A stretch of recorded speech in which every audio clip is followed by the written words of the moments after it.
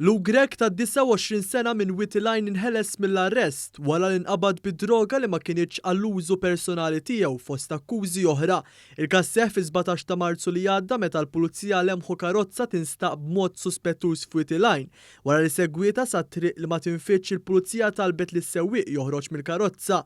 Hawn saret tfittxija u nstabet borża mal-parti privata tar-raġel. Allegatament ir-raġel ċif li dejjem mal-pulizija weġġeħħom ħafif. Grek allegatament offra €10,000 biex il-pulizija jinsew kollox. Wara aktar tfittxijiet fil-karozza u id-dar tal-imputat instabu ma' 39 qratas ta' sustanza suspettata kokaina u 4 tiqratas suspettati eroina. Instabu wkoll numru ta' flus kontanti, 4 mobiles u numru ta' SIM cards. L-akkużat jitqies bħala riċediv minħabba akkużi passati marbutin ma' ksur ta' regolamenti ta' traffiku.